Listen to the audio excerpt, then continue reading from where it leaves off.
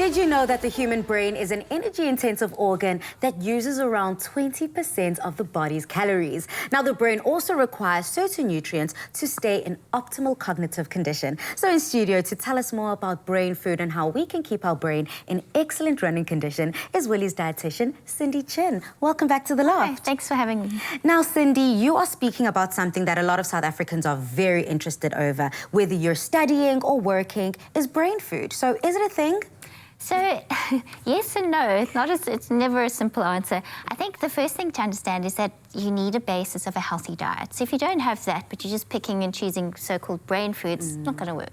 Because you need the basic building blocks to maintain a healthy body. So think of iron for healthy red blood cells. Think of just muscles and cells and nerves and all that need your basic nutrients from a basic healthy diet. Then you're also going to think about things that help improve memory, concentration, energy levels. Yeah. So it's blood sugar that's constant, not erratic, up and down all the time, because your energy levels are going to be impacted, and then your concentration and your memory might be influenced as well. So there are a number of factors, and there are specific foods that we can eat that specifically help support brain development and function, but not without a healthy diet. Okay, well, that's very interesting, because we do know that food can directly affect our emotions and how we're feeling, whether we're feeling lethargic or energetic.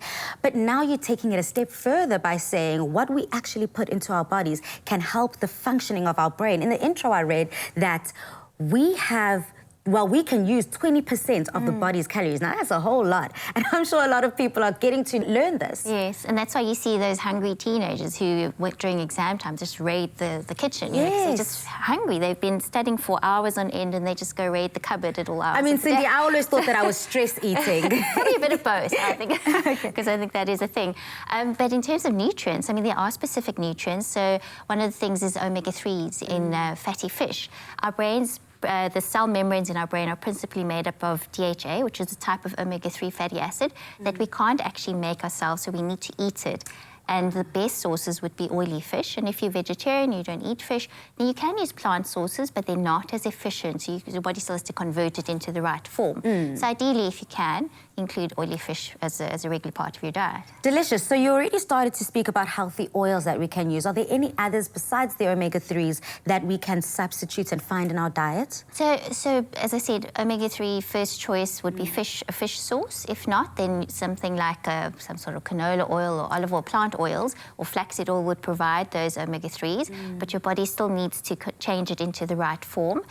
So nuts, seeds, avo, all those delicious things that make our diet more tasty and interesting would be a good idea to add. I'm very relieved because you're counting some of my favorite foods. So we're going on the right track here. Yes, definitely. And we see us using these foods a lot in our recipes here in the kitchen. But what are some of the big no-nos? What should we avoid and why? So things that impact energy levels or impair your sleep quality at night. So things like alcohol, typical. Like it makes you sleepy initially, but then you struggle to sleep at night. Or caffeine. So caffeine helps to stimulate you initially, so very good for short term.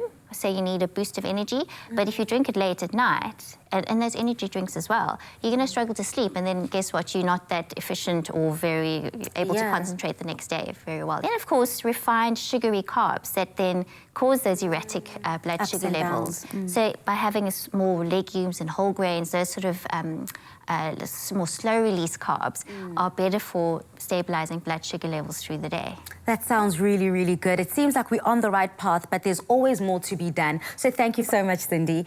Now, I have learned so much about eating my brain healthy. And remember, being well starts with eating well. And Woolies is here to make sure that you give yourself and your family the best nutrition to keep you strong and healthy, both body and mind.